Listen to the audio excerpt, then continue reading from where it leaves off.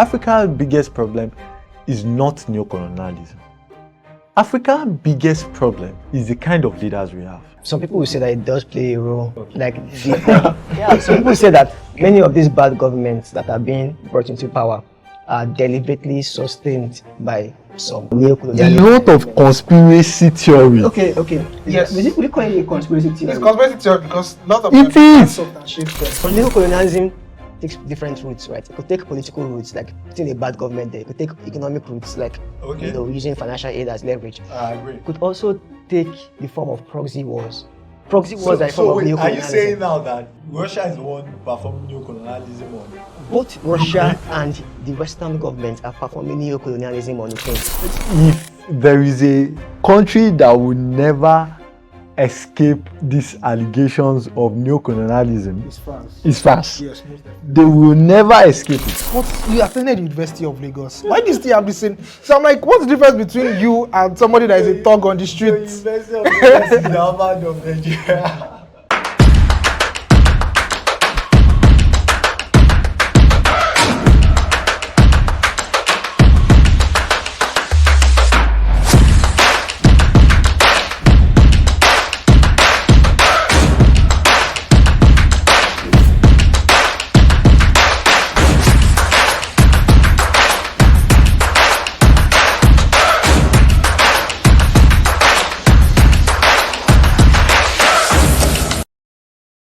Hi everyone, welcome once again to another episode of Agora. I'm sure you missed us from the last time. We talked about is war necessary for peace. Today we're taking a different approach to a different topic, but one that is also just as important as the previous one. It's neocolonialism. Is it the new form of colonization, right?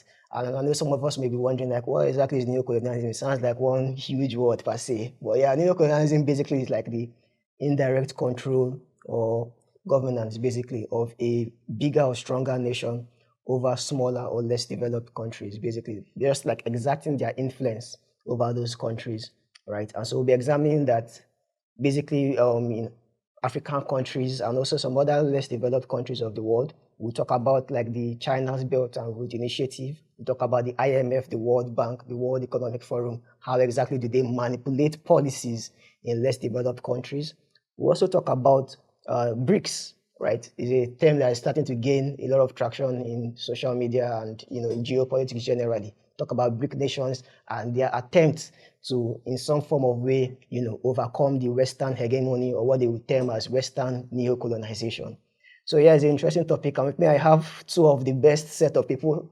Like, we always gather the best set of people to discuss this topic. So I have two of possibly the best set of people to discuss this topic. Yeah, I have with me Biodun. Yeah, hello guys. Yeah, Biodun is, so it's good to have you, Biodun. Biodun is very, very vast on geopolitics and issues regarding African geopolitics, basically. So yeah, it'd be good to get his insights on this topic. Then we also have Emmanuel as well. It's a pleasure to be here, guys. Yeah, it's good to have you, Emmanuel. Yeah, Emmanuel is a co-host of the Perspective podcast. The last video that we had Semeton, who was also a co-host of the Perspective podcast. So today we have the second half of the Perspective podcast joining us today. And I'm sure it's going to be an interesting one. Hoping to hear all the insights that you have for us, Emmanuel. Yeah, most definitely. I'm excited for the conversation ahead. Yeah, that's good. That's important. Right. So neocolonialism. Is it the new phase of colonization? Let's talk about it. Biodun, I'm sure you're going to wonder, like, why do I always have to start with you? I'm sorry, but I have to start with you. Yeah. Right. So when you think about that topic, basically neocolonization, or the term itself, neocolonization, what exactly comes to your mind? What exactly do you define as neocolonization? How do you perceive neocolonization basically in today's world? All right. So for me, I will be looking at neocolonialism as a way that the West, not just the West, but in general, a country that is more powerful than a lower country tries to control it. But I want to deviate and look at it from a different aspect generally. The reason why neocolonialism is a word that is constantly being pushed is because people look at Africa and say Africa as underdeveloped or undeveloped, and we look at it and say that, okay, maybe the result of that is because of neocolonialism. I would be an hypocrite to say that neocolonialism is not an issue in Africa, in modern day Africa, but I would not say that the reason why Africa is underdeveloped or the reason why West Africa is struggling is because of neocolonialism. We have a lot of issues affecting us. We have poor leadership, we have lack of foresight, lack of proper planning affecting us seriously in West Africa and in Africa generally. But we tend to focus on and say that, oh, the main flaw or the main issue of Africa is because of neocolonialism.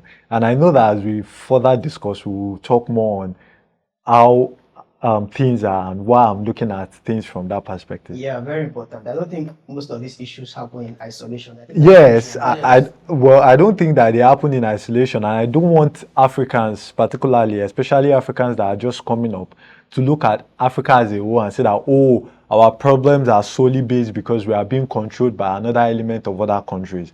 And I will give an example now. Cuba. Cuba is a country that is currently going through a lot of economic hardship. Just recently, they had been out of light for a very long time, and a lot of them still believe that the flaw that is happening in the economy and in the country as a whole has a lot to do with America. But Cuba itself don't have good leaders. And as time goes by, we'll talk more about all of these issues. All right, yeah. So I think Cuba today kind of carry out some form of like socialism, basically. Yes, similar to China and North Korea. Yeah. So we may not really say that it's just the neocolonialism basically that's affecting it. And also, I also want us to like break down this mental barrier that neocolonialism just deals with African countries. I don't think it's just for African countries. Oh yes, there is a lot, especially in South America. Yeah. You look at what the CIA and the US as a whole like did in terms of sponsoring coup, making sure that they had these banana republics, because there were some countries in South America that were huge producers of banana, for example. And the US sponsored coups in those countries to make sure that their companies were the forerunners of those products, to ensure that they were the ones harvesting the products, bringing it to America to sell. So basically creating a scenario where whatever products were produced, whether it was sugar, whether it was banana, whatever plant it was, very true. They were going to be the ones at the forefront. So they did that a lot in the 1970s and the 1980s, making sure that whichever government was in place supported America. So if you were against them, they'll find a way to knock you out. You mentioned Cuba. Fidel Castro was the leader in Cuba. And we saw how the US tried multiple times before Cuba aligned itself with Russia.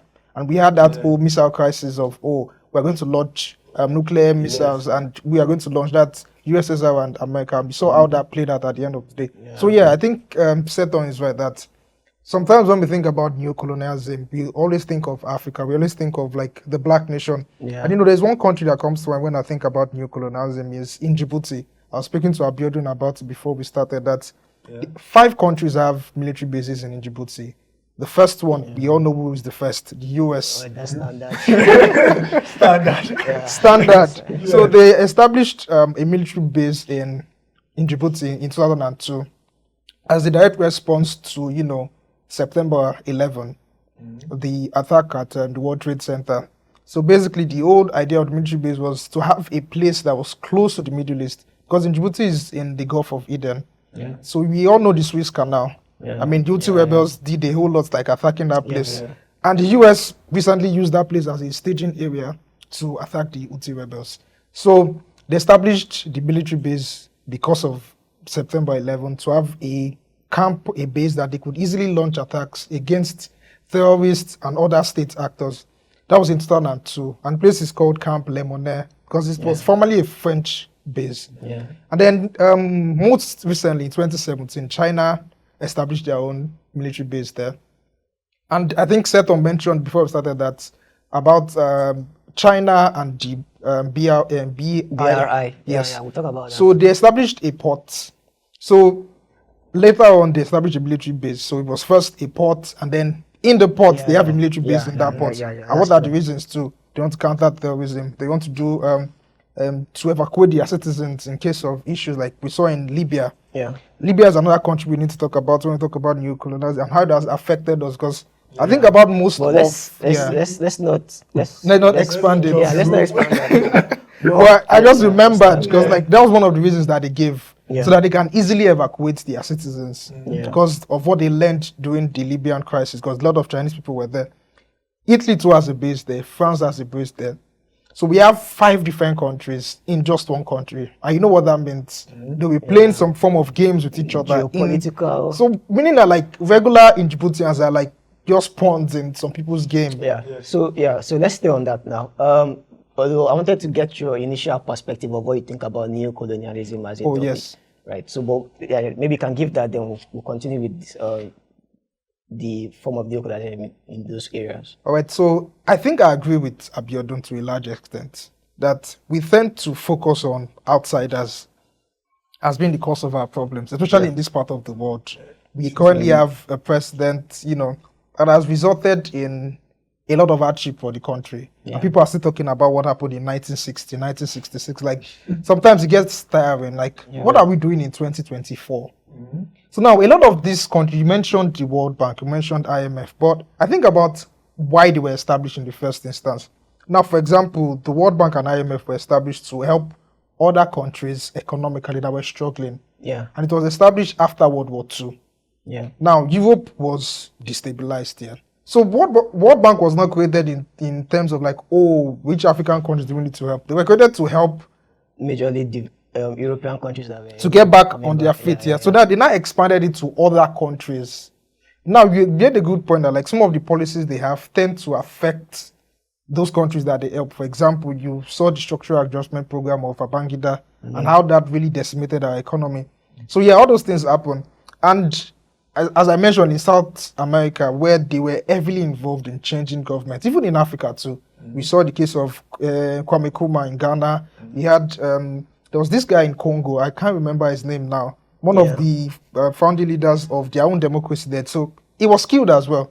So definitely they've had certain, like very, would I say, Bush methods of getting their ways. So they've done that, but more recently, they've not really been that much, directly influencing, changing people's government and all that. So, but would you say, is it, that's how you perceive neocolonialism basically? Yes. Like it's more subtle nowadays? Now it's more subtle. Before it was much more heavily involved, like they were sending boots on ground. I think you're right in the sense that it is more subtle. I agree with that. But I also say that most of the world nowadays, a lot of things have changed from how it was like in the earlier 20th century and all of that, right? In those days, you could kill, assassinate. You had a lot of assassinations and all of that. Definitely. It was like a regular thing. It was regular. You just wake up, your president is dead. So, but in today's day and age, right, you can't really do those things and all of that. So many countries have looked for more subtle ways of doing those things, right? And neocolonialism also has shifted from like direct or more aggressive control to less subtle ways, like for example, we're talking about the WEF, the IMF, and the World Bank, right? So one of the things that happened in Africa recently, I wanted to talk about this previous the next part, but let's just deal with it now.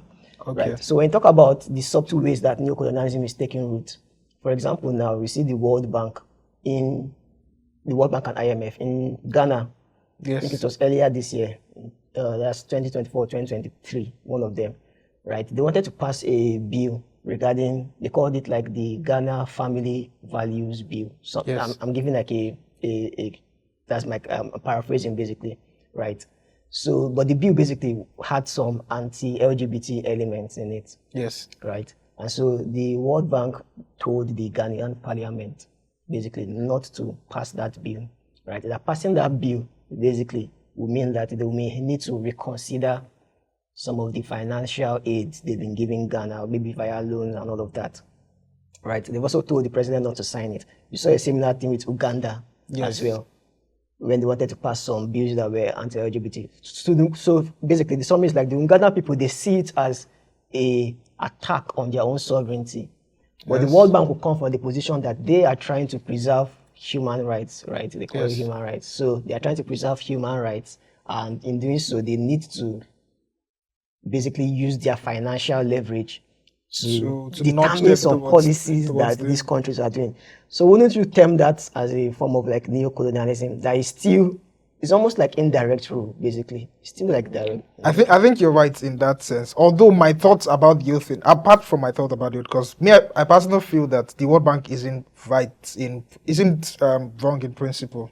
Okay. Because we tend to see, or I tend to see in African countries, we dwell too much on unnecessary things. Yeah, you see other countries that like are more developed here. They're talking about, oh, how can we take somebody to the moon? But we were talking about how can we have 14 years imprisonment for somebody that does something that's like, I don't know if you get my point. Well, that's a bill in passing, though. It's a bit impossible, but I get the point that the World Bank telling Ghana and Uganda that if you don't do this, we won't give you, is neocolonialism. Yeah. Because they wouldn't do that with most other countries. Yeah. If, let's say, for example, the UK decides that tomorrow they want LGBT criminalized, the World Bank can't do anything about it. Yeah. It will pass and they will do it. Or if Canada is saying we don't want any immigrants shoot them on site, everybody would complain, but they can't do anything about it.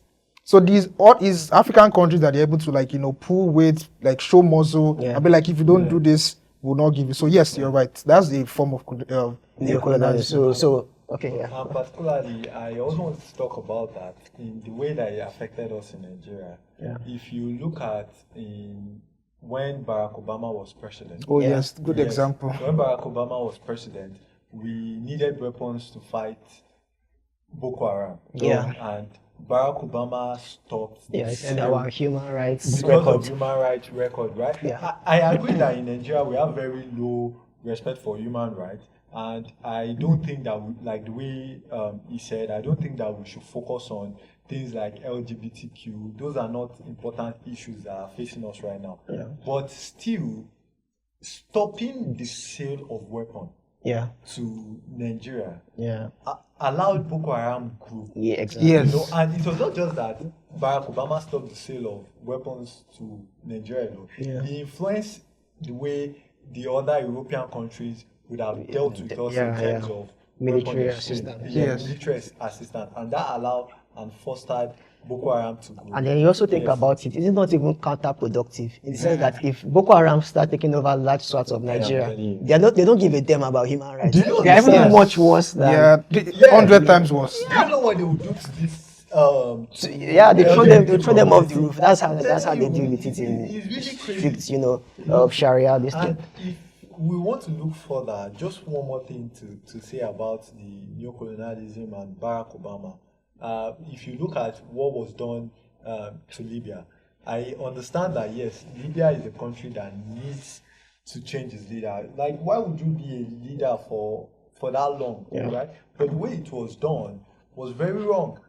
You Yeah, removed someone. There was no clear path on succession. Now We are still feeling the effects right Yes. now. slaves have been sold, black people have been sold as slaves for as low as $40. Do you Yeah. know what that means? Yeah. And Boko Haram members will go to Libya to re-strategize, to reclaim, and they will come back and terrorize both Chad and Nigeria. They're even using it as a way of illegal arms trade. They are bringing in weapons from Libya. That's the market. Yeah, understand? that's So- how they are. So funding influencing, even meddling in another country's politics is also a strong way that neocolonialism has strived and continues to strive. Good point. in- And I in think this part. thinking about Afghanistan, thinking about Yes. Iraq, thinking about Syria, the same thing that you mentioned Libya has played out. Yeah. And we see how destabilized the region is. Yes. For Yeah. example, you see Afghanistan, the Taliban has even gained control of that country. Yeah. So it begs the question, Even like, though what we was do the not point? Support Taliban. Yeah, We do not definitely. support Yes. Yes, Islamic people coming to say they want to take over the whole region and enforcing this Yeah, thing. it's But just still, system. if you're going to meddle in another country's politics or form of governance, then there has to be a clear path to ensure that there is stability in that region, because you're coming to play as an external force in that region. So like they should have at least clearly itemized every step. And thought about it. Do you understand? Yeah, but I think the reason why they may not think that long term is because of they don't want to be labeled as neocolonialist, right? In the sense that if you are already planning and shaping the future of a country, that's always the colonization already. They are already. There's no need for them to like sugarcoat what they are. Yeah. All right. They are Okay. already. They are. But yeah, so We'll but still talk about economics too. Yeah. But I want us to look into the African Bank of Nigeria. Yeah. I said of Nigeria, sorry. African African Bank Development Bank. Yeah, Thank you. we talk And about all of that. yeah, We'll we talk talk about that. But yeah. But one thing they'll say as well when they talk about like, you know, maybe through neocolonialism displacing some governments, they'll say that some of these governments are authoritarian governments. They do not care for the rights of the citizens. Some of them may be corrupt, blah blah blah. You get so they make a like a justification basically for them For their having to actions. intervene Yes, in those situations. totally understandable. Will you like so like how will you balance, you know, trying to dissuade any form of neocolonialism and the fact that sometimes these countries may say or they will portray that they are trying to make some form of positive change for the world. I feel, for example, the Council of Foreign Relations in the US is a think tank. So they recently had like a roundtable discussion. So they had people from outside the US. So they had Benga Oyebode, who is like a very senior lawyer from Nigeria, like the MD, was formerly chairman of Aluko and Oyebode, is like a law firm. They had the CEO of one of the biggest logistic companies from, I think, Kuwait. So they had the former Prime Minister of New Zealand and Ivanka from Brazil. Yeah. And, you know, they were asking them, what does the outside world think about the US?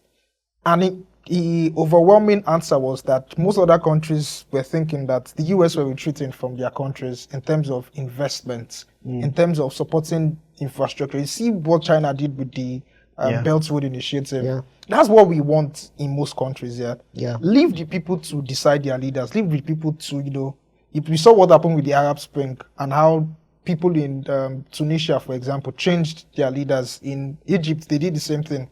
So people should be left to decide what kind of leaders they have. They might be authoritarian, all right, but meddling in other people's countries always. I've not seen any country that their politics was meddled in that succeeded. There's none. I would like to come in and go ahead. Right.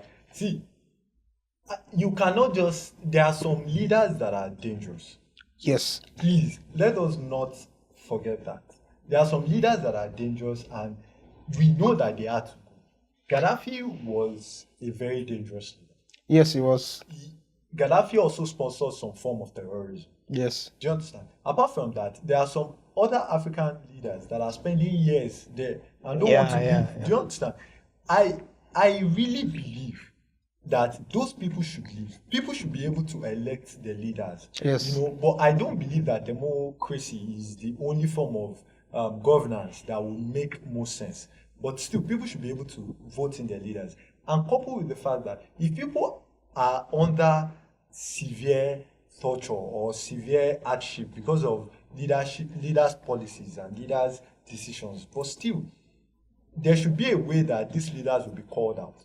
But all I will say is that if you're going to come and interfere in another country's politics and way of governance, then there should be a clear thought out way on how this situation will pan out, rather than just leave a country in total chaos that will now be a fueling place for terrorists. But you know, my counter to that, like, is always difficult.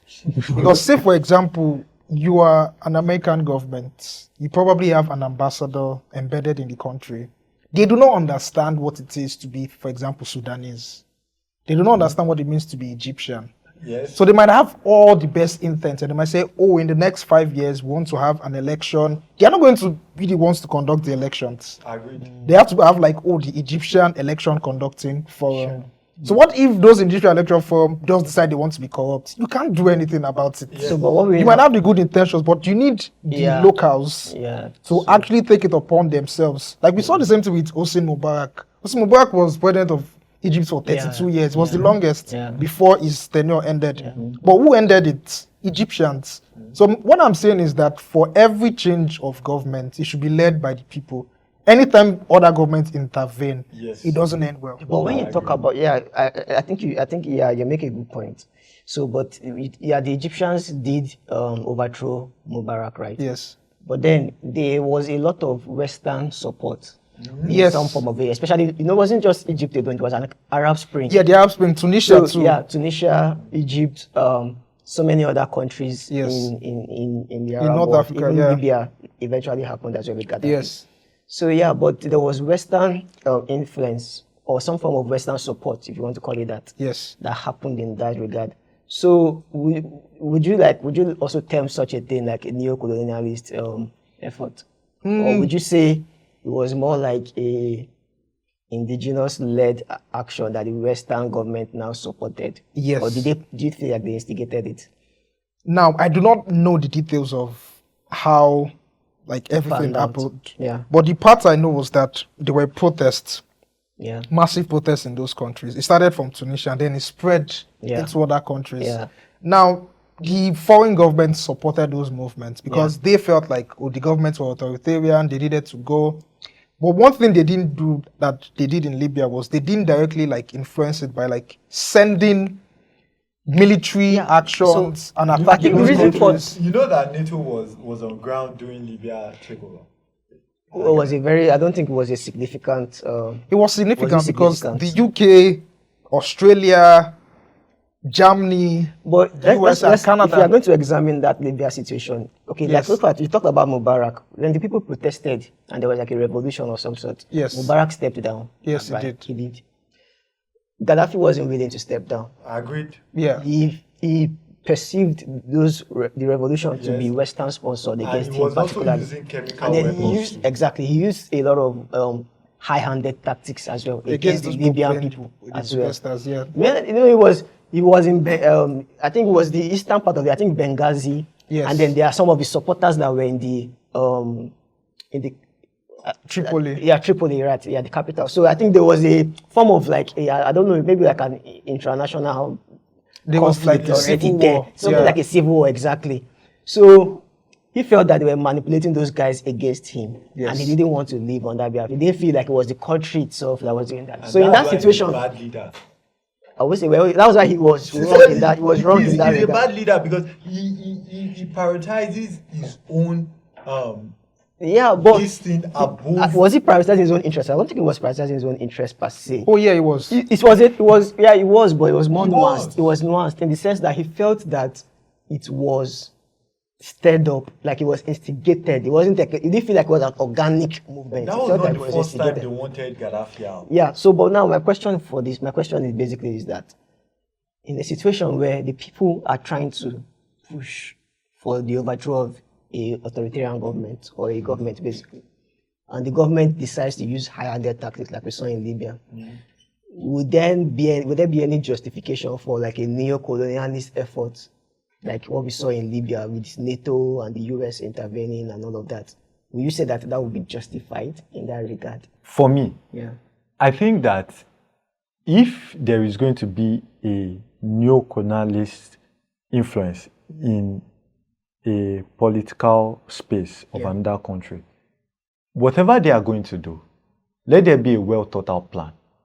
Do you understand? Yeah. Because as time goes by and as the thing becomes more serious and dangerous, there will be need for people to intervene. Let me give you a very simple example. Look at Iran now. The supreme leader of Iran, if some people stands up and say, oh, they want to take him out of power, oh, you've been there for too long, right? And they start gaining people and they start fighting him, there's possibility that they might use weapons and dangerous tactics against those people. Yeah. They can come in and say, okay, we want to help those people. US, UK, they cannot come in and say, we want to help those people. But it is important for them to think it out. How do we want this thing to end? You have to look at, you have to look at the end, Long term. the long term. You have to start with the end in mind.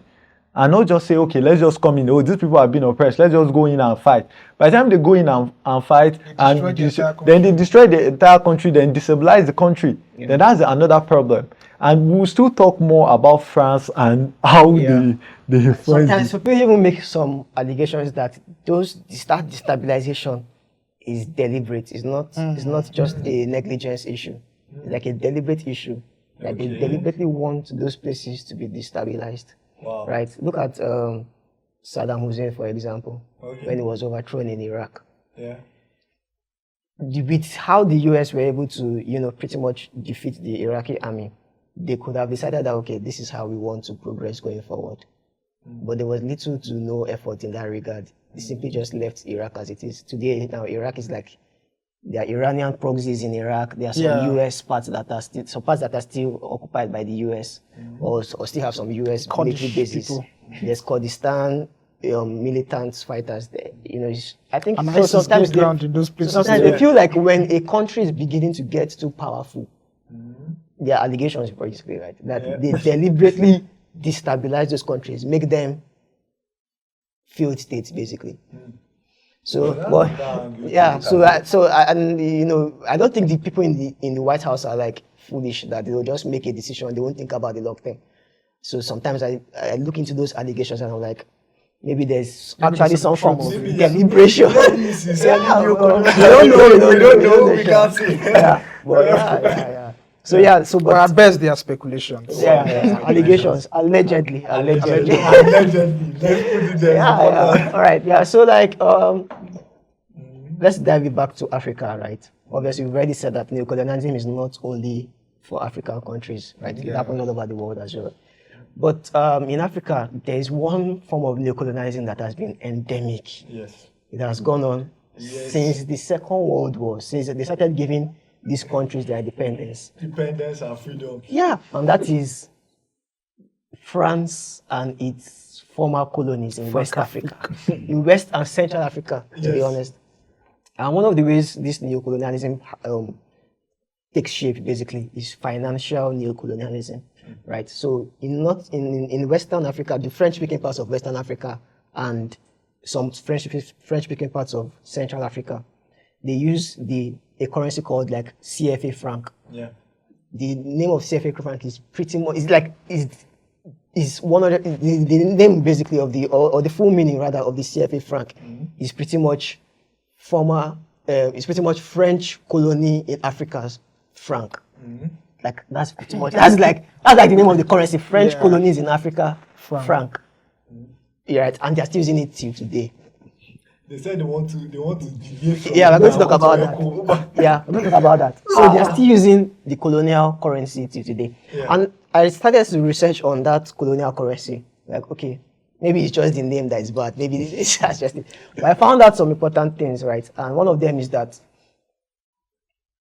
although they've made in 2019 they made some changes, but before 2019, that CFA franc basically is produced in France. Yes. Right. So the French central bank or monetary agency is what determines the policy in collaboration with some of those countries as well. It's what determines the monetary policy of that currency. Number one. Number two, before the latest changes that were made, each of those countries needed to have 50% of their foreign reserves in France. Yeah. Yes. 50% of your foreign reserves have to be in France. The remaining 20%, you have to keep it down. 20% out of the remaining, you have to keep it down as a form of collateral for maybe any form of financial issues that may arise in the future, because France tends to bail them out. Basically, if they enter into financial troubles, France will bail you out, right? That's part of the agreement, right? So at the end of the day, you have only 30%. You have access to only 30% of your foreign reserves, right? Meaning, I mean, even in Nigeria, we know how foreign reserves they deal with our naira now. Like, so, but in those countries, you have access to only 30% of your foreign reserves to trade with other countries and all of that. Obviously, that's going to lead to financial or economic stagnancy. If you are making in 100, let's say you bring in $100 billion foreign reserves, of which most of them don't even do, by the way. Let's say you bring in $100 billion in your foreign reserves, or $1 billion in your foreign reserves. You have access to only 200 million rather. You have access to only $200 million out of an entire $1 billion to trade with other countries. It's going to affect your economy, right? And although in 2019 they revised it, but the core tenets are still there in place. You understand?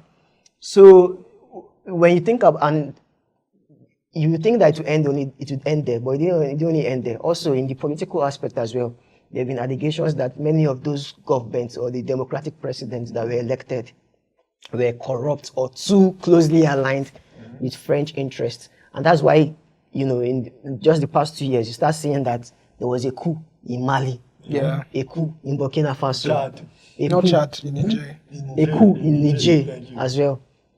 And it seems like it's a trend that is starting to gain traction in, African geopolitics as well. So yeah, when you look at this concept of French neocolonialism, why do you think it still persists up to today? This is like 2024. I think one reason it still persists is France doesn't want to let them go. Yes, they help the economy a lot. That's the simple and short answer. France doesn't want to let them go. The UK would have done something similar if they thought about it. They just didn't have. It probably didn't occur to them. It's probably when France they are like, oh, this would have been good. Because you see them with the Commonwealth Organization. Yeah, they say it's a voluntary organization, but all the members are former colonies of the United Kingdom. That's what it's about. So France doesn't want to let these people go. And another thing is that the government in those countries benefit from this system as well. Yeah. Because you look at those countries, you see that some of them have the longest service. You see Paul Biya in Cameroon. Yeah. The Togolese president, I don't remember his name, but he has been there for a while. Yeah. I can't remember the last time they had any other leader apart from him. Yeah. In Cote d'Ivoire, you had the same issue, although they not led to a civil war where you had two sides fighting, France supporting one side. Yeah. You see that those countries tend to have leaders that are a lot authoritarian, and they have closely aligned, as you said, with France's interests. So that's one of the reasons why it has not ended. So the leaders know that once I get to power, once I align with France, it's all set.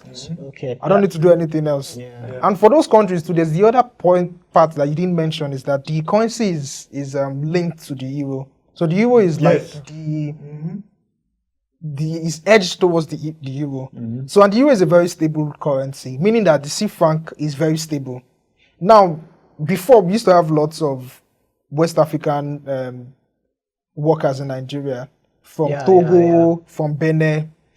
Over the past 1 year, lots of them are going back to their countries because their currencies have been stable, whilst Nigeria's has gone, like the inflation has affected our economy I agree with you. to the point where their currency is even more valuable than ours. So even though the world has gone through so much turmoil, the currency is still stable. So there's this kind of like confidence, or this, there's no pressure. Yeah. Because they can keep doing the same thing and people are not really getting so much of it. The government can not do anything and people will still eat. But Nigeria now, we've had one of the worst economic crises that we've had in a long time. So that's another reason why I think that they've not changed it. Because there were mentions of the ECOWAS currency.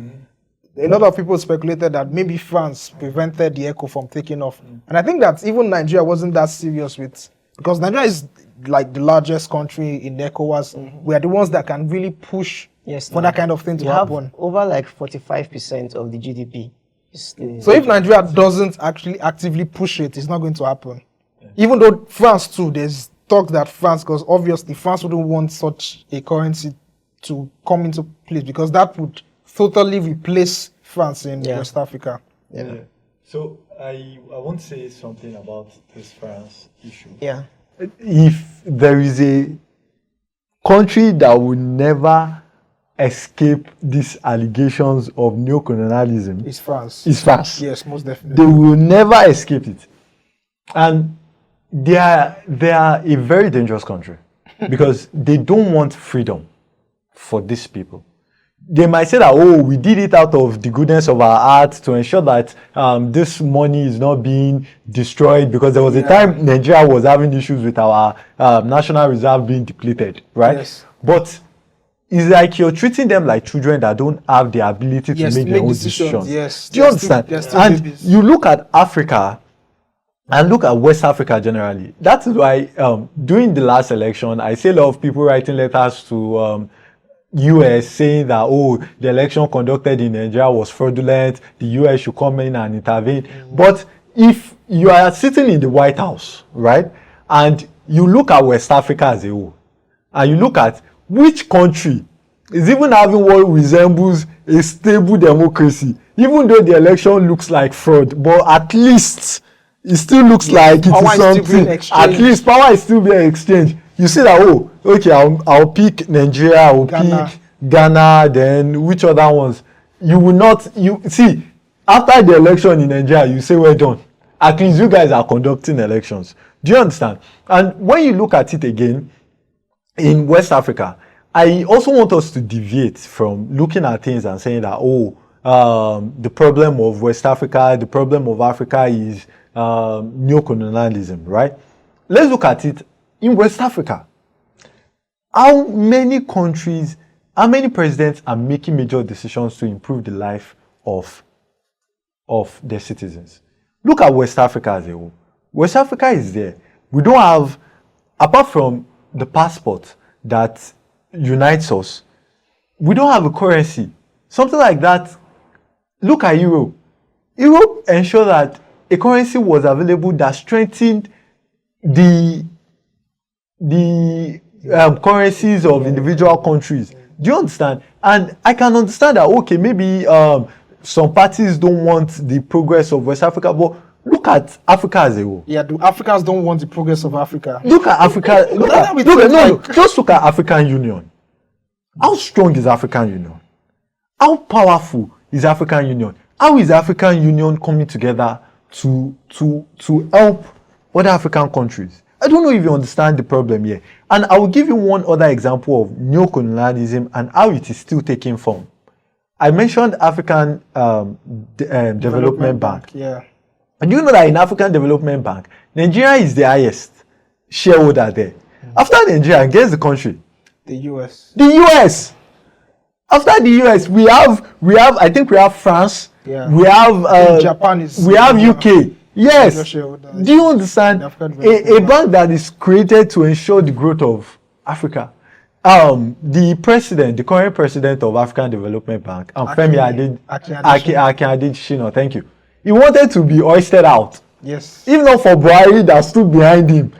The US wanted to remove him. Do you understand? Because he was making decisions and policies that were ensuring the growth of agriculture in Africa as a whole. So if you look at that very well, scenario, yes. If you look at those scenarios, you see that neocolonialism is still heavily embedded and still happening, but majorly economically.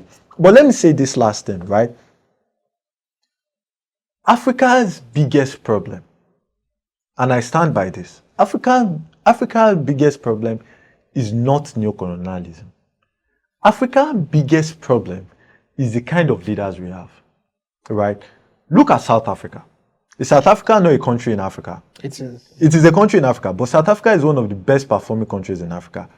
But even though 10% of the population controls about 80% of the wealth in South Africa, and that is controlled majorly by the white minorities. Do you understand? Now, that is also a place of neocolonialism also happening. But you will not, if you look at South Africa, you might say South Africa is progressing because they have a lot of white people there. If you look at Africa as a whole, we have poor leaders, bad leaders. Is it because of neocolonialism we cannot harness our national resources? Is it neocolonialism that has made us not have a refinery in Nigeria for how long? Some people will say that it does play a role. Okay. Some people say that many of these bad governments that are being brought into power are deliberately sustained by some neocolonialism. A lot of conspiracy theories. Okay. Yes. We call it a conspiracy theory. It's conspiracy theory because a lot of it them is. substantiate them. It is conspiracy theories. Okay, look at Rwanda. Rwanda is a country that is doing very well. If you've been to Rwanda, you see that it has good roads, it takes care of its citizens, it has a strong passport. There has been one leader there that has been leading them for how long? Even though I'm not in support of that, right? Even though I'm not in support of that, but he has been there leading them for a very long time. But still, that is an African country being led by an African man. Is neocolonialism affecting them? Would you say it is affecting them directly? They are not the ones suffering the neocolonialism currently, but they are doing it to the Congo, allegedly. Okay. Right? In the sense that there has been if there's one thing you can call an everlasting civil war, it's the civil war that's going on in Congo region. Congo is like one of the biggest deposits of lithium in the world. Lithium.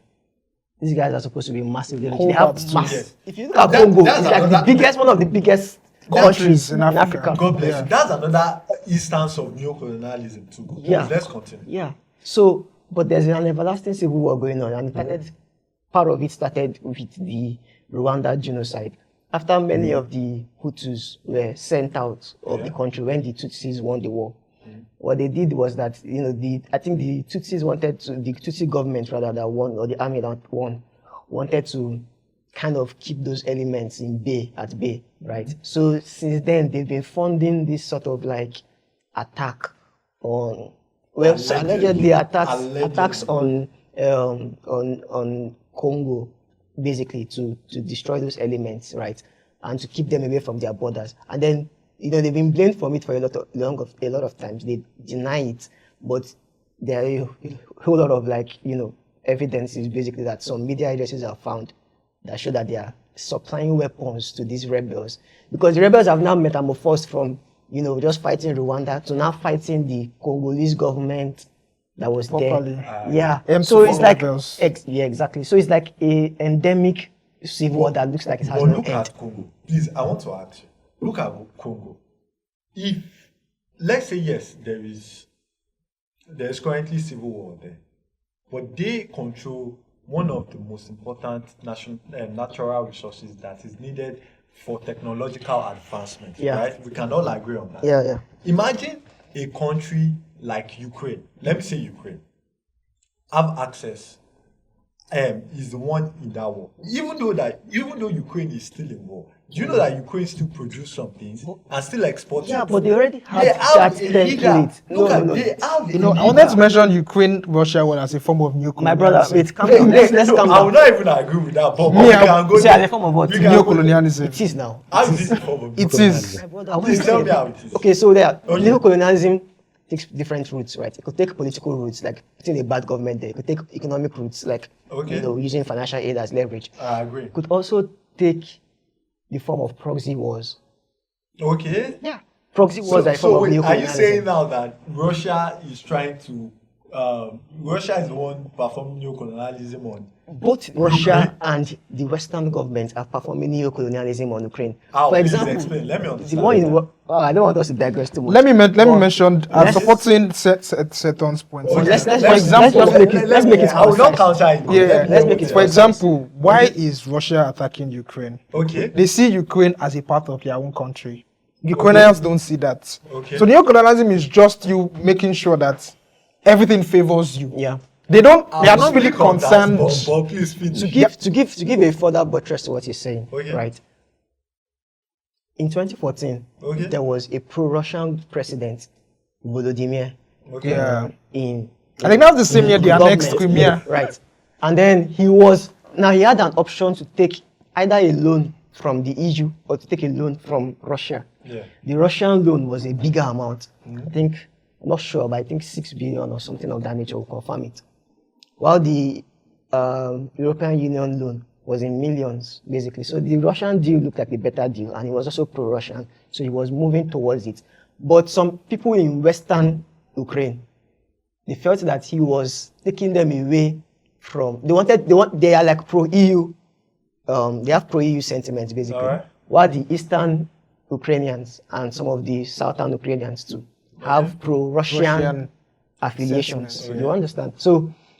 So when this guy was now signing the deal with Russia immediately, and then as he was signing the deal, there was a vote in parliament basically that he should not progress with it, rather he should progress with EU affiliations. Okay. But he didn't listen to the parliament. He went on to sign with Russia. Okay. So as he did that, immediately the protests or the revolution, if you want to call it that, started in Ukraine, and that protest led to the removal of this president. And this protest was backed by the European Union as well, Okay.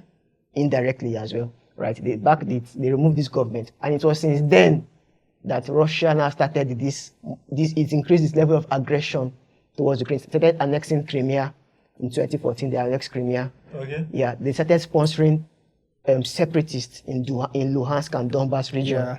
right, to fight. There's already been a civil war going on in Ukraine Okay. since 2014. People don't know about it. They think it started 2022. There was already a civil war for years I before agree. Russia now invaded. So obviously, this form of interplay of proxies between Okay. EU and Russia, that is the neocolonialism in play. Let me say something. Now, I agree that Russia and Putin specifically is the aggressor here. There is no need for you to go and interfere in someone else's and invade someone else's country. That I stand against, right? But please, let us look at it. Before we talk about neocolonialism, let's look at what the history was. NATO was set up basically to stop the growth of USSR, right? And they signed a pact that they will not come, Expand. they will not expand. And what were they doing? Yeah, expanding. They Yeah. were expanding. Yeah. So if you are president of Russia, what would you do?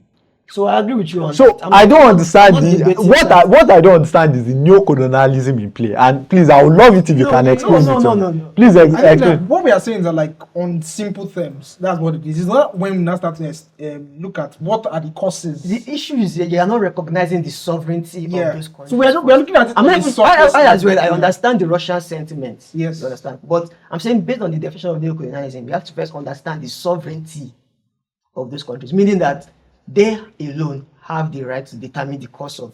So if they I want agree. NATO, they should get So NATO. whether or not, No, yeah, so whether or not, see, why would you say Yeah, that so NATO NATO should respect and not even have a discussion with Yes, them about anything like that? 100%, Yes, agree. But But what should the should- nations should wait? Yeah, but like should the NATO nations, should not even allow it. yeah, NATO should not allow it. But the nations are free to, if they determine they want to do it, they are 100%. But have I the want to sovereignty know do it. how the I may not agree with neocolonialism it. I may understand the Russian came to perspective, play now. but it is still neocolonialism when you are trying to prevent the will of those nations from coming into play.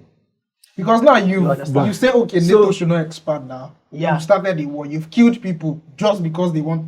That is neocolonialism. That's still, yeah. So Well, I don't agree that what is happening currently in Russia, Ukraine is neocolonialism, but you can. Another example of neocolonialism is what happened in Niger with Okay. those mercenaries. I've forgotten the name of that mercenary. That Yes, that Russian mercenaries. yes. yeah, that's I've forgotten the name with the leader being Wagner killed. forces. Yes, That's yes. another example of neocolonialism. How is that neocolonialism? Because now France was the power in that region. Yeah, they were sent out and they were replaced by Russian mercenaries. Now this Russian control, like the Russian government controls Wagner now. That's still neocolonialism because they are going to influence. Maybe through the form of proxy wars. Yes, they're going to influence things like, oh, where does their army source for weapons?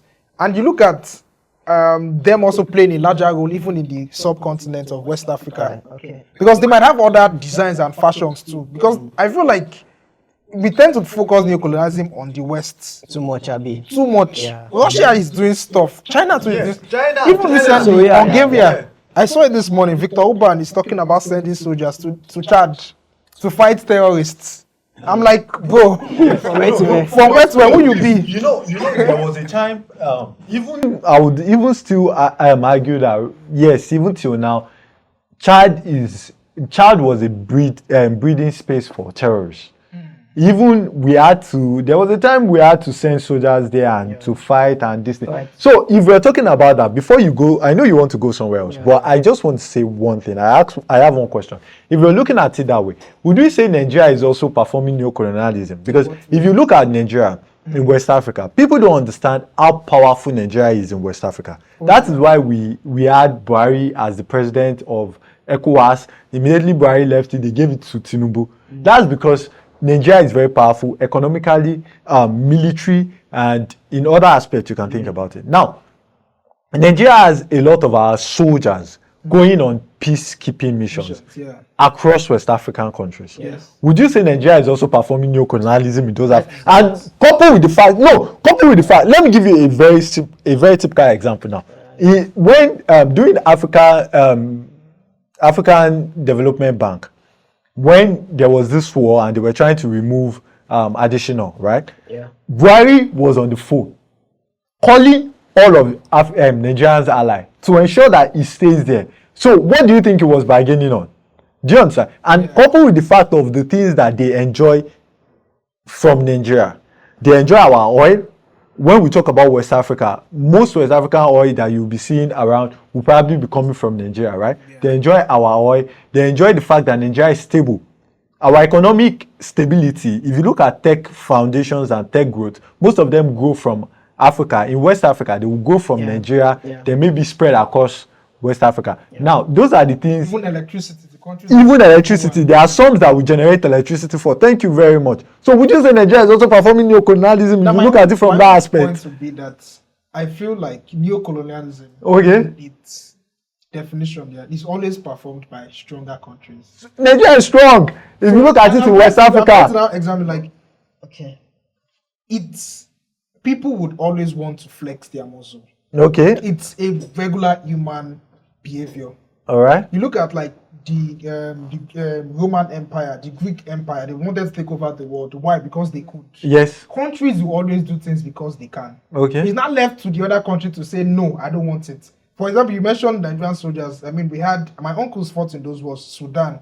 We fought in Liberia. Yeah. We fought in Sierra Leone. And because there were civil wars, we went there to help. And those countries are better for it now. Yeah, now they are better. So is that neocolonialism? Was it as Nigeria or as maybe African? No, as UN? As ECO. Yeah, so you can't call that neocolonialism. It's not neocolonialism because it's an agglomeration of countries under a union. Let me give you an example. Now, if we talk of NATO, most people, when you look at NATO, you look at who controls NATO the most. The US. God bless you. Because the US controls a large portion of military there, and also a large portion of money. The money that is being spent in NATO, right? If you look at ECOMOG also, who has, well, I don't know the statistics and I cannot say for sure. I know we spend. Okay, now, thank you very much. So what would you call that? Yeah, the problem you are making now. Would you say Nigeria is also doing neocolonialism? Now is that what economic or financial or political interest is Nigeria getting from those interventions? Which of them are we like pushing? When we intervene in Liberia, are we making money from Liberia? We are not. When we intervened in Sierra Leone, are we making money from it? We are not. We might not make money. Are we getting what benefits are we getting? We gain strength. We gain the fact that they rely on us. They see us as allies that rely. Now, let me superficial form of benefit. It's not superficial because when there is a need for it, Nigeria is going to call back this favor, and they must answer. See, when there is a need for it, just like when there is a need for us making major decisions, especially in the region of West Africa, and what are you talking about? When we go for West African meetings and you see Tinubu there speaking and looked upon with so much reference, what do you think is because? Do you think it's because he's just president of Nigeria? It's because of what they enjoy. Oh, nah, it's different. No. I'm just looking at it from the perspective. In the sense of like, when I think about neocolonialism, I'm thinking of countries extracting resources, controlling other countries for their own benefit. And as Senayo mentioned, we are not benefiting anything. Yeah, we are not performing big brother duties. Exactly. I have siblings. I might do things for them, but I'm not controlling them. I'm doing it because I have the ability to do it. But if you want to send them on there and they have to go, they have to go because what are you talking about? I understand that even Liberia, like if you want to, for example, Liberia is like a US sort of indirect colony because Liberia was formed from former slaves. Yes. Some of them former from slaves of Nigeria the US that came to that part of West Africa to stay and live basically. So Liberia itself is already has its own colonial in quote administration with, or affiliations with the US. I don't think Nigeria can trump that kind of interest already that the US has with it. Well, I don't totally agree with that. I think there will be a time when Nigerians' interest will supersede US interest in the West African area, especially in Libya, in Liberia. No problem. But let's circle back to African continent, basically, or a more direct or subtle form, if you want to call it, of neocolonialism that is kind of gaining ground. So a lot of Western countries have been saying things like, there's this project going on in China or by China called the Belt and Road Initiative, right? And the whole plan of it is to invest massively in infrastructure in underdeveloped countries a huge part of which, or a significant part of which, is in Africa, right? And so there are allegations from some Western countries and some other experts per se in the matter that China may be using this as a form of leverage, right, to gain neocolonialism or neocolonialist advantage over Africa or over developing countries. Like, for example, in Sri Lanka, I think the Chinese helped them to build a port. Yes. Right, I can't remember the name, one like Bombolang or something like that. But yeah, they created that port, and then the Sri Lankan government was unable to pay the loans, right, back at the time due. And so they had to sign a form of agreement, right, that will give China the right to control that port for 99 years. 99 years, China will control a port in Sri Lanka, right? And because of the Sri Lankan government could not afford to pay back the loans, basically, right? So obviously, when you look at that, that would look like a glaring form of neocolonialism, yes. right? And we see some of those things starting to happen in Africa, like in, I think it was Kenya, for example, the Belt and Road Initiative project. They created like a huge railway network for Kenya, basically, right? And they were unable to, the Kenya government has been making losses basically from that railway track. The amount of money they're expecting to gain from like boosting economic activities and all of that, they've not been able to realize it. So they are losing millions and millions of dollars on that project currently. So there's a huge risk that the Kenyan government may default on those loans. And that's part of what led to some of the protests too, because they're trying to increase taxes to raise the get money. more money, yes. And all of that. So when you think about the Chinese Belt and Road Initiative, basically, will you consider it as a neocolonialist scheme or something that could possibly lead to neocolonialism? I think it is potentially a neocolonialist scheme. Yeah. But at the same time, I think the Western governments that are overly critical of this project are hypocritical. In terms of, they also have their own neocolonialist tendencies, and they majorly do this by military efforts. I mentioned in Djibouti has 5 countries having their military bases. I would say that America, for example, tends to favor those kind of deals where they establish military bases. They had a large one in Niger, Agadez, that the new government of Niger had to send them out when they sent out France. So now America does all these things. They basically told Africa that, like, we don't want to invest in your continent. We just want to stop terrorism. Like, terrorism is the only problem we have. Now China is saying that we are going to finance certain projects. We are going to make sure that, okay, their infrastructural development. Yeah. Now, you mentioned ports. Ports are a major way to boost economic activities. Yeah. And then the other guys saying, oh, why are you like giving them slave deals? What is the alternative? You know, like I'm referencing the Council of Foreign Affairs. I know somebody made a point, a member of the audience, that was like, why can't those countries reject those deals and say, no, we don't want them? But the answer is, what is the alternative? Is the US going to provide funds? The US is clearly not doing that. So I think, we're very correct in the sense that they've not been making alternative measures. But I think European governments and the US as well, they came together, they created something called like, I think it's E3W or something, right? Like a new form, a form of new development for the world, basically. I can't remember exactly what they called it. They called it like New World Development or something, E3W basically, right? And the whole point of the E3W is to act as a form of infrastructural investment fund for African countries. What have they done? Counteract the Chinese this thing, right? So, but to be honest, they financed any project. It is still very superficial. I'm waiting to know what they are going to do, because have you used the Lagos Ibadan train service? Yeah, that was Chinese sponsored. Yeah, I used it and I was like, I wish we had this all over the country. Yeah. See, if the Chinese can sponsor those kind of projects, I don't mind whatever conditions they add. But you have to mind it.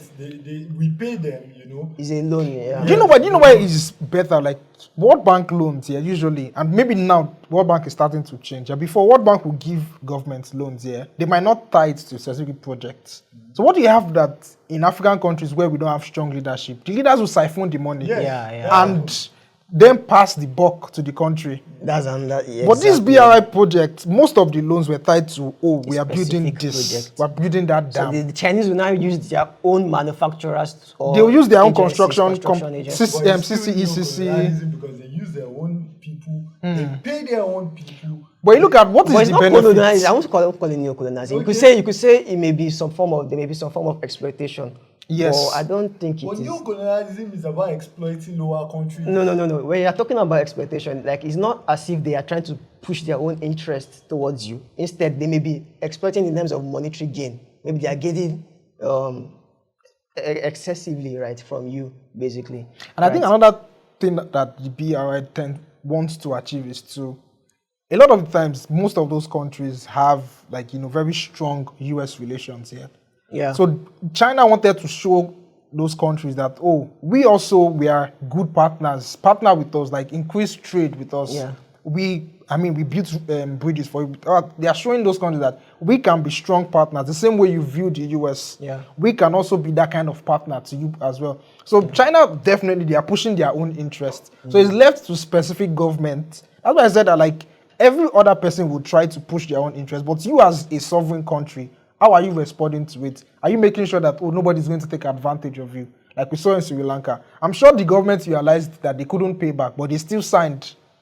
And now they're only in the port for nights. I don't think it's that bad, to be honest, because what were they going to do in what was the alternative for them to do? Like, you have defaulted. They can't destroy those ports. Yeah. So anybody that is critical of it, especially the US, for example, they should show me what they are pushing as the alternative. So if you say this action is bad, we can agree. There are cases even in Africa. I think Uganda too had such issues with defaulting on the loans. The question is, what is the alternative? Zambia as well.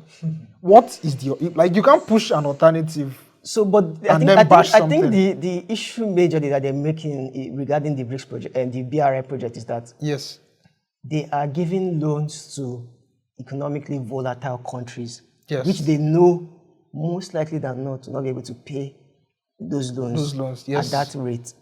Right? So it's like they know that you won't pay this thing and they will not push it to you. Knowing fully well that when you default, they will not gain advantage over you. Yeah, through some form of renegotiation of the deal and all of that.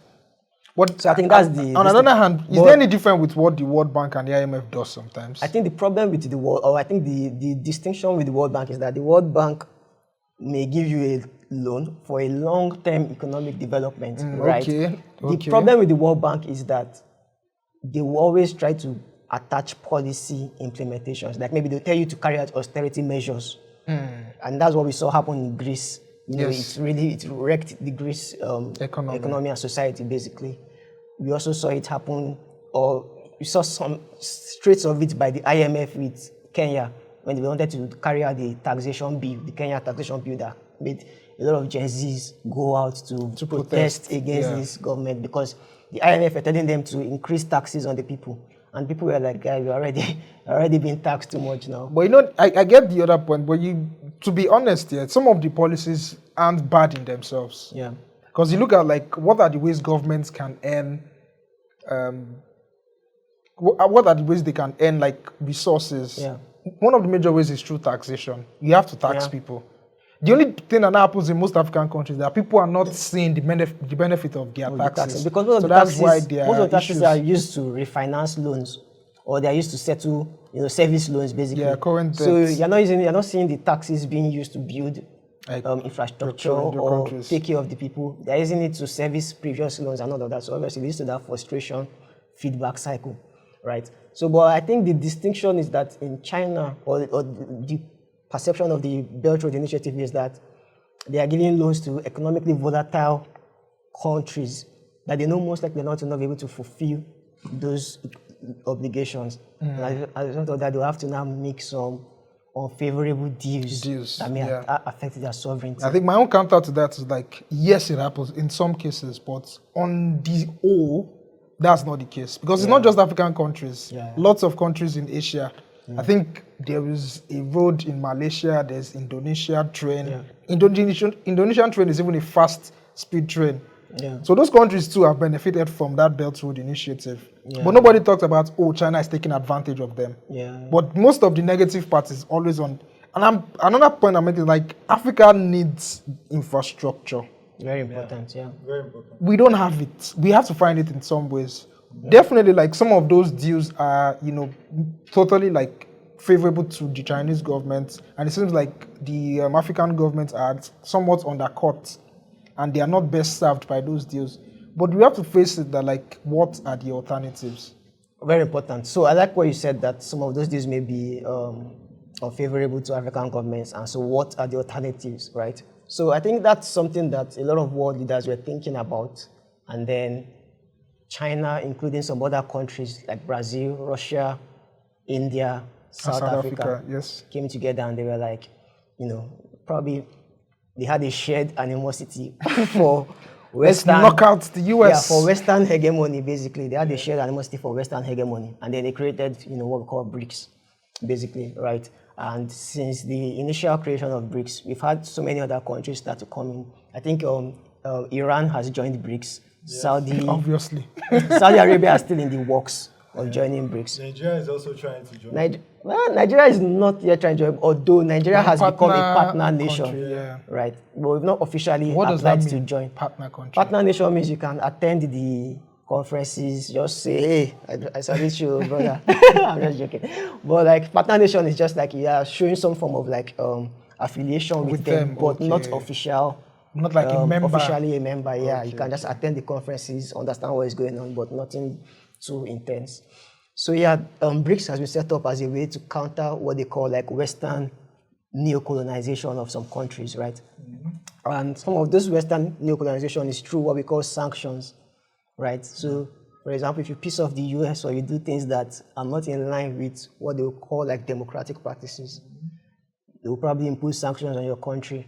And a lot of countries are, starting to get weary basically of that threat of like US sanctions, US hegemony basically on economy, the world economy, and also on funding. So BRICS is starting to come out as like an alternative. But I want to get like your perspectives. Like when you think about BRICS, what do you think? Do you think like it is a net positive for overcoming neocolonization, basically?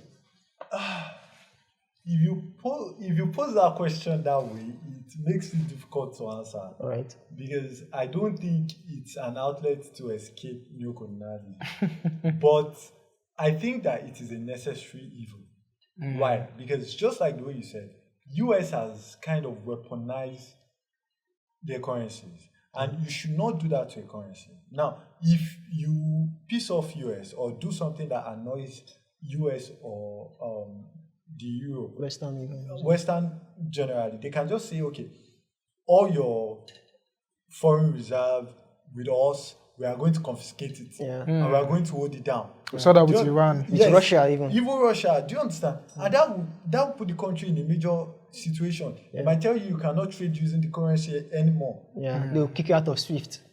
Imagine all of those things. You're literally weaponizing your currency against the country. Do you understand? And that poses a major problem to the country because now the country is in a major problem. I thought I had $50 million with you guys. Now I cannot access that money. I'm supposed to use that money in what trade? That's a major problem. Now, where does that money go? That money goes to the US. That's a major problem also. Now, and that is why BRICS stood up. Mainly, I think it was Putin's idea because after receiving a lot of sanctions from US because of the invasion into Ukraine, then he looked for a way to stop the reliance on the US currency. And that was when they started BRICS. And that sincerely helped Russia because Russia, despite the sanctions, was one of the best performing countries economically. Last year, and I think last 2 years too, they performed well despite all of the sanctions. So that shows that BRICS, and that is why a lot of countries looked at and said, "Oh, if this can happen, we don't know what the future can say, but whatever the future is going to be, I'd rather be safe than sorry." So that means, do you prefer like a multipolar world? Because I think that's what BRICS are trying to do. Yes, like a multipolar world. Yes, I believe in it 100%. Because you can say that US is a good country, and sincerely, if we're looking at all the power power countries that we've had, I would say US is still one of the most humanitarian centered country, because they care about people. You might say, oh, it's political. You might say, oh, it's just interest. for what interest to see, but still they care. People like, if it was people like Russia or people like China, they won't care about you. They will do what they want to do, and that's it. Do you understand? Look at now in Russia, in the Israel and Hamas war. Still, the citizens of US are still clamoring and fighting against the government of the US because of citizens of Gaza. Do you understand? Things like that will not happen in places like China or places like Russia. Been banned already, Maybe just kill yourself into one concentration camp. But that shows that, yes, even though US still looks like that considerate powerhouse, I still believe that there should be a multipolar currency, there should be a multipolar world, there should be everything should be multipolar. No one should rely. What's your perspective, Emmanuel? Do you think like a multipolar world or multipolar economic arena is better than this Western-dominated one? I think it is. Okay. And majorly, I'm looking at it from an African perspective. As we mentioned with this BRI initiative, if it didn't exist, a lot of countries would have still been in the states they were. I'm starting to think that the Lagos-Ibadan trade wouldn't have been built.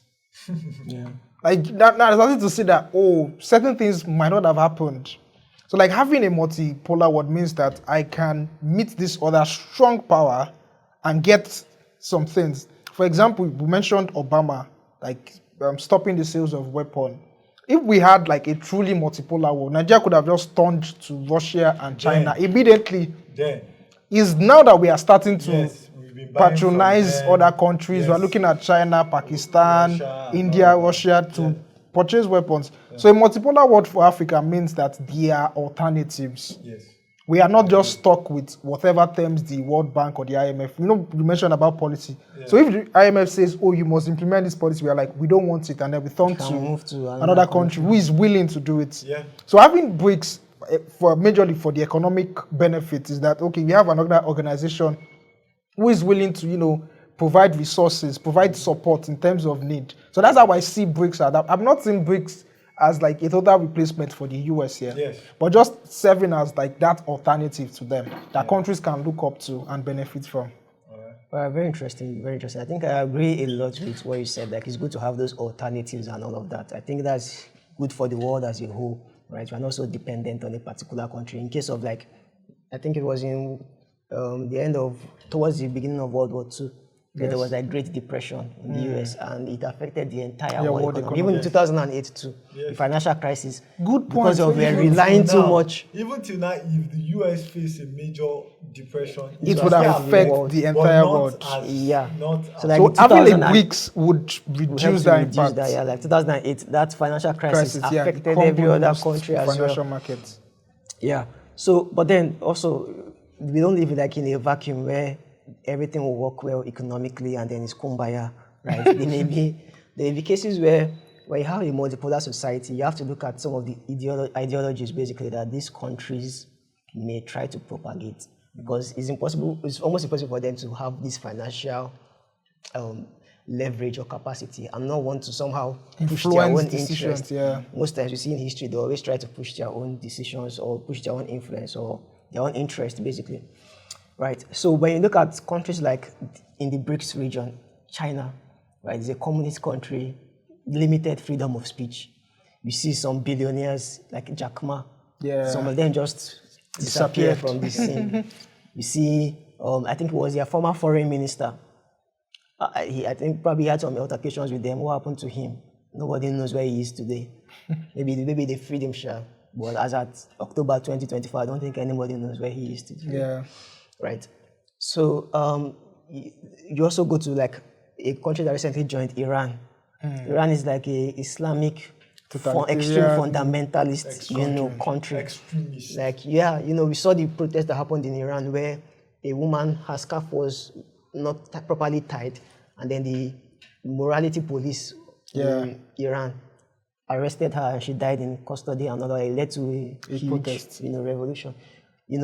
Where women's rights are greatly restricted, freedom of speech basically is restricted, freedom of religion massively restricted. A lot of Christians have had to flee Iran since the Ayatollah I don't took know over. how true is it, but they said that if you convert to another religion in Iran, you can be killed.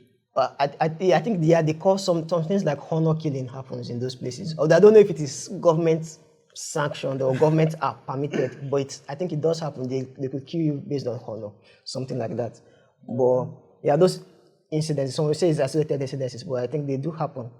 So yeah, so we have those kind of warped philosophies of life that some of these countries may have as well. In Russia too, we have like a socialist view of life, and it's also like a form of semi-dictatorship. It says that elections hold, but everybody knows that Putin is always going to win the elections. You saw what happened with the Wagner guy. As soon as he turned against Putin, suddenly we saw that his helicopter had one issue and he died in a crash. Allegedly he died in the crash, right? So the way those countries carry out the value of human life, the value of freedom and liberties and all of that, I think when we have a multipolar society, they may want to push those influences as well. So there's that, in as much as people may oppose US or Western hegemony, they still closely align to a huge part, most of humanity at least, align with that value of like freedom of humanity, freedom to do this, freedom to that, human rights basically. And some of those BRICS countries are seriously flawed in that regard. So do you feel like there's a fear, or do you believe, do you share that fear basically of a possibility that if there's a multipolar society, countries like China, Russia, where there may be limited human rights and all of that as we have in the West, we start to make it more and more endemic in other parts of the world? I don't think that will happen. And the reason why I don't think that will happen is because currently they are members of the United Nations, they're members of organizations that join other countries together, WHO, the World Bank, the IMF. So they are members of the UN Security Council, for example. They are there. And I think BRICS is mostly going to be economical. Yeah. Because they want countries to be able to, like, for example, China and Russia, they should be able to exchange the yuan and what's the Russian ruble in economic transactions. That's what is fueling the establishment of BRICS. That's what I think. So I do not think that their ideologies will spread because at the moment they are not really pushing that. So you think it's just majorly economical? I think that's what it's going to be. I don't think it's going to be more than that. What do you think it's economical, strictly? Well, sincerely, I think that they all have eye to control. Both Russia, both China, both Iran. They've shown that they would want to take control. If given the opportunity. So for now, I can't really say what they will end up doing, like the way Emmanuel said, but I don't really trust them. Yeah. So I think like initially maybe a economic initiative, right? Liberation. So, but when you've achieved that, you're always going to look at what is the next exactly, what's the next stage, and then it's going to be like, okay, let's push our ideologies. Whether or not that may cause some cracks in them, because I think, countries like India and China, they still have land disputes amongst themselves. Their philosophy on life is different. Massively distinct. Like even India and Iran as well. India has like a huge form of some may call Islamophobia basically going on in the major parties and all of that, or parties, right? And then in Iran, they have this Islamic fundamentalist view of opposing, domineering Islamic view basically in the society above all other forms of religions. So I think those cracks, if they choose to start pushing those political interests, basically start to push those interests, those cracks may start to show. So I think well, for me, like economically, I think it's a good move to kind of move away from so much dependence on the dollar. I think that's too risky for world economy and for countries independently as well. But I think in the long term, it is best if it stays economic and not moving towards geopolitics, right? So, but let's try and tie it up now. So we've talked about neocolonialism, the different aspects, the different expressions and all of that. But we are in 2024 now. We've been talking about, or neocolonialism pretty much started since after the World War II, where most of the European countries were too weak to maintain their armies, so they had to grant independence to their colonies. and then they settled for a more indirect form of colonization, which is like what we now see like neocolonialism in today's terms. So, but it has been going on for years now, almost reaching a century now. How exactly can African countries overcome neocolonialism? So, if Emmanuel, do you have like some ideas that you want? All right, so I think one of the ways we can overcome colonialism is by taking charge of our own destinies. Neocolonialism. Right? Yes. Too many times, African citizens, like I think Abiodun made a good point that even young Africans that who are just starting to know their place in the world also subscribe to the point of view that, oh, all our problems are caused by these other people, the Westerners, and they are the sole cause of our problems. We are not seeing the fact that we need to take charge of our own destinies. For example, we have this huge Japa culture in Nigeria. I'm not saying that, oh, people should not go, like even me too, like I would want to go. But if we are to overcome our challenges, overcome colonialism, the people who are citizens of a country, they need to take charge of their own destinies. They need to actively participate in politics, for example. Or we say politics is a dirty game, politics is that. But you look at who are the people contesting for this election, who are the people putting themselves up. If we do not participate, the same set of people will continue to dominate.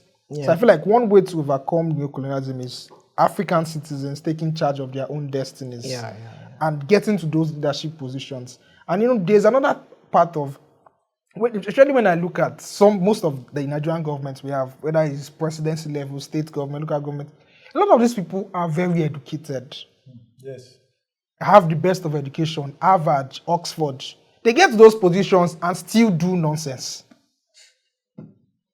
So it might be like, before people might say, oh, they don't have that much, but I'm increasingly seeing people with good qualifications still making the same basic mistakes. So do you think it's like a form of negligence or lack of capacity, or maybe there is a element of like systemic conditioned failure that it's not public?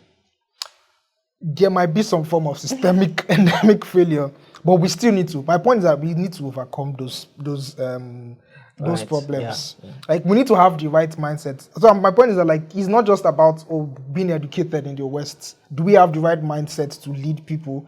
Are we when eventually one of us, you know, there are certain mindsets that you hear people speak about, and you start to think that, are we really going to make it? People saying that like, oh, they're always going to steal money, or saying that, oh, when I get there, I too will steal my own, participate in the same corruption. So I'm like, but you attended the University of Lagos. Why do you still have the same? So I'm like, what's the difference between you and somebody that is a thug on the streets? University of Lagos is the Harvard of Nigeria. To be honest, like when you look at Nigeria, like you're looking at the best schools, you always mention University of Lagos. So like I'm saying that people should have the right mindset going into leadership positions. We should not continue the perpetual destruction of this country. So people should not go in there with the mindset that, oh, I'm going to take my own share of the national cake. How are you going to develop your country? How are you going to develop your local government? If you become the local government chairman, for example, Yaba is going to have elections soon. Are people going to participate? Will people be interested? So those kind of things. So number one, be interested in changing the destinies of your country. Actively participate. And if you find yourself in those positions, don't perpetuate those bad behaviors. Be the change that you seek. Interesting. Like, don't go with the mindset that, oh, people have been looting, so myself I will loot. What makes you any difference? Why are we complaining? If we as young people will still go there. I mean, see some of the ministers that Buhari, not even Buhari, Tinubu appointed, Betta Edu, she was still involved in corruption allegations. And she's a young person. So I'm starting to think that, is there really a lot young people can do? I always maintain positive or optimistic approach to Nigerian government. I always feel there's always a positive. So my point is like, if we as young people now, get into those positions, you should be with the right minds. If not, we are not going to make any difference. So we should be engaged in our politics. We should not leave. We should not leave it to. We should not have the mindset that, oh, it's them that are controlling us. Because there's this mindset that, oh, the West, you know, they have puppets. If we keep thinking like that, we are not going to do anything. Interesting. So we need to be able to see those people there as people we can dislodge. If we keep thinking that we can't, like we're going to accept defeat. Like the Arab Spring as well. Yes. They took matters into their hands, carried out those revolutions. So if we keep thinking that nothing would happen, and then we just continue, like I feel like the young people in this country, they need to start seeing themselves as active participants. Yeah. People who are capable of making change. So we think like probably we need like an African Spring or something like that to dislodge any form of bad governance. Anything that would better our lives, we need to do it because nobody would do it. That's what I've increasingly discovered. Is there any other way for us suggestion to that you feel like will help to overcome neocolonialism? I don't think there's anything. Nobody's going to. Another thing is nobody is coming to save you. Save yourself. Save yourselves. SOS. SYS now this time. Save yourself, not save ourselves. Right. So what do you think can be done by Africa to Africans to overcome neocolonialism? I think Emmanuel has said everything that I would want to point out to say. But if there's one thing I would add to the mix is this. When all is said and done, and the decision is left to us to do, because one thing is sure, there's going to be a time we are going to be leaders in our own various sectors. Yeah. What are we going to do differently? Do you understand? How are we going to handle it differently? We need to come together and focus as a continent. Apart from individual as a country, we need to come together as a continent and look at that. How can we help each other? How can we sustain the continent? If the continent is too big, let's look at West Africa. How can we come together in West Africa and say that we want a better West African region? Do you understand? Then let's look at how it can trickle down to the other African countries. Because I will not lie to you, Africans are suffering. Like, Africans, do you know the percentage of Africans living below $1 a day? It is a lot. Labor is cheap in Africa. Our currency is rubbish. And still, we are still not able to live well. And we are the continent with so much wealth, so much natural resources. We have received independence 60-something years, 50 years, 40 years, and we are still where we are. So that's what I have to say.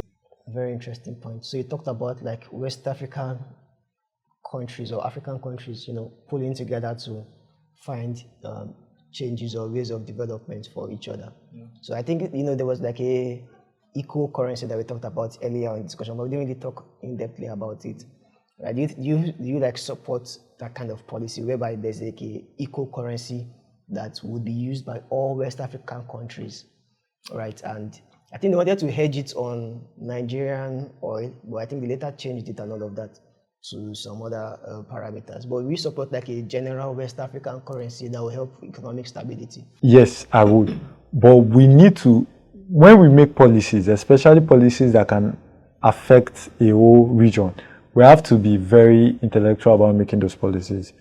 If we're going to make it, let us not make policies that will just be like, because we want our own united currencies, then we just go and do something and say, okay, maybe we'll hedge it against gold or hedge it against something.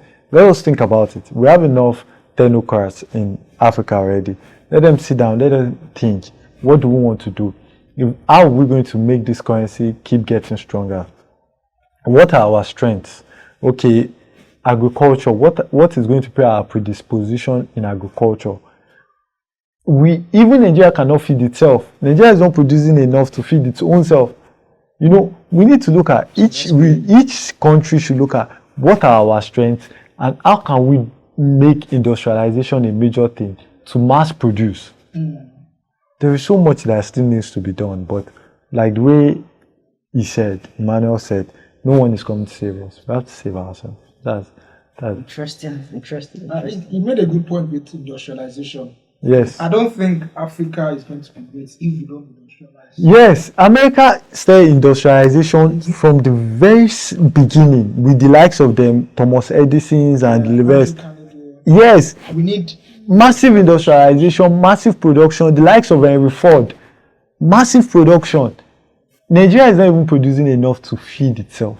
Do you understand how bad that is? And neocolonization is not going to end if African countries are not independent. Yes, if we are not self-sufficient. Let's even start with what we eat. How can you be sufficient is when you have the capacity to produce things. When people know that, oh, you are not some pushover. Mm-hmm. We always talk about, oh, Africa is rich in resources, but to be honest, resources sometimes don't mean a lot. It doesn't till it's refined into something that is. Like the lithium in Congo, what can you use it to do? What can you use it to do? The crude oil in Nigeria, what can you use it to do? Thank God for Dangote. Yes. If not, like would have been the same way. The cassava, the cocoa, what can you use it to do till it becomes chocolate? Are you going to be licking cocoa, or are you going, to eat cassava? Are you going to eat cassava? So But let's just go. Before you're able to industrialize, at least you can still sell them off to make some profits. That's what we have been doing. We have been selling them off. Look at. Yeah, and I want to say this about Dangote refineries, right?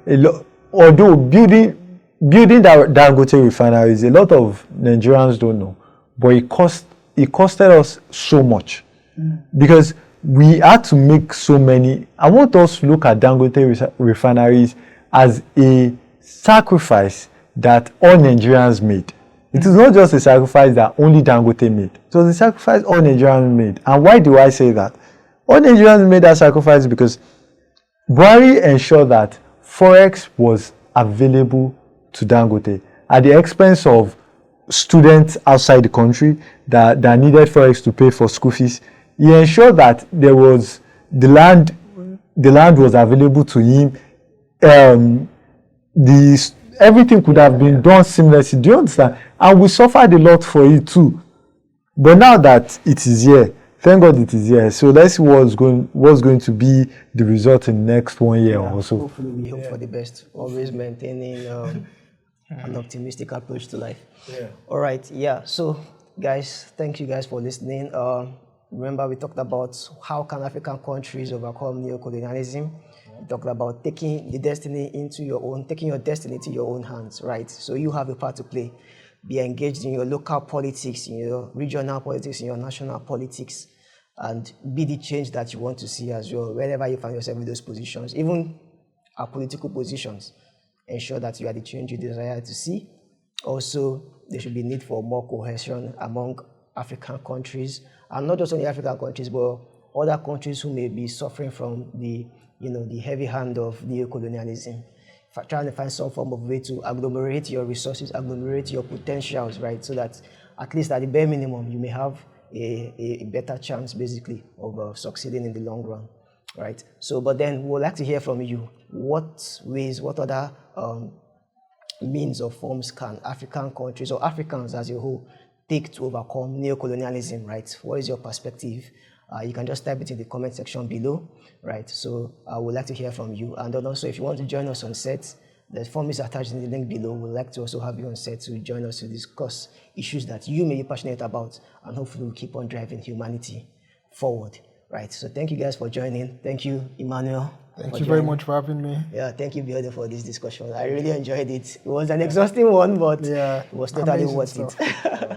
Yeah, so yeah, guys, thanks for listening once again, and do have a good time. Take care. Bye-bye.